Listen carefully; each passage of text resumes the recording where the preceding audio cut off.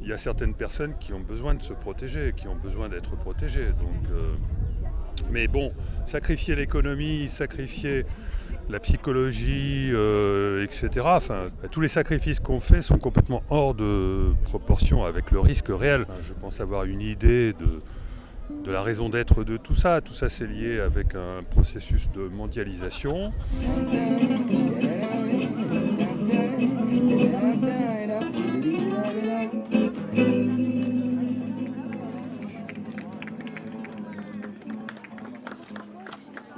Le traitement ne permet pas d'identifier les gens, tandis que la vaccination permet d'aboutir à un système d'identification numérique.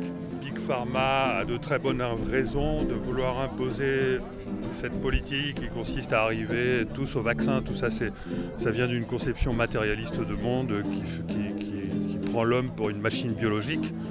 Alors qu'on n'est pas des machines biologiques, on est des êtres humains et on ne sait pas du tout quels sont les effets, non seulement à court terme, mais surtout à long terme, que peuvent avoir cette vaccination qui est aujourd'hui complètement expérimentale. Laissez parler les petits papiers, à l'occasion papier chiffon, puisse-t-il asseoir papier plus bas, pour réchauffer, laissez brûler les petits papiers, papier de riz ou d'Arménie.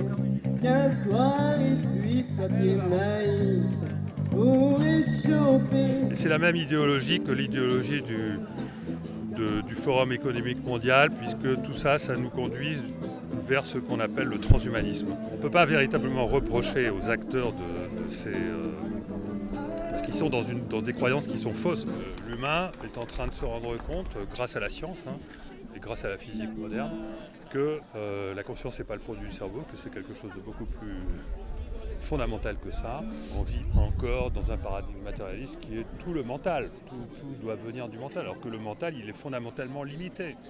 Le mental, c'est l'intelligence artificielle. Alors que l'intelligence émotionnelle, c'est ce qui permet, c'est ce qui apporte l'intuition, c'est ce qui apporte les plus grandes réalisations du monde.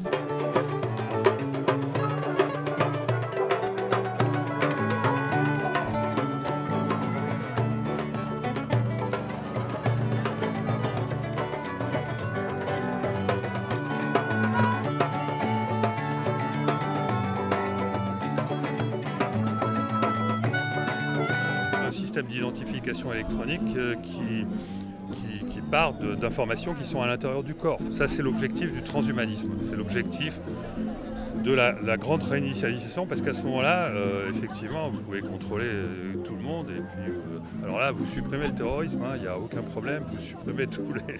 Mais si, on a un problème de choix de société, là. Est-ce qu'on veut rentrer dans une société hyper sécurisée? Et là, il n'y aura aucun problème, ce sera sécurisé, qui est celle du transhumanisme, où l'humain perd son âme, perd son identité, perd son humanité. Ou alors, est-ce qu'on veut bien aller vers une société beaucoup plus humaine, où là, on aura réussi à faire la bonne part des choses entre la liberté et la sécurité. Et on aura en plus franchi le changement de paradigme qui consiste, pour l'humain, à redécouvrir tout le potentiel de sa conscience.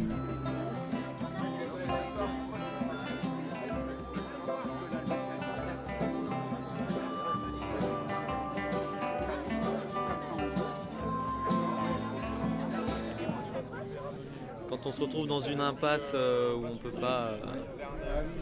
rien faire en tant qu'artiste, surtout on peut pas s'exprimer, et de voir un peu des gens se motiver et se réunir, ça fait chaud au cœur.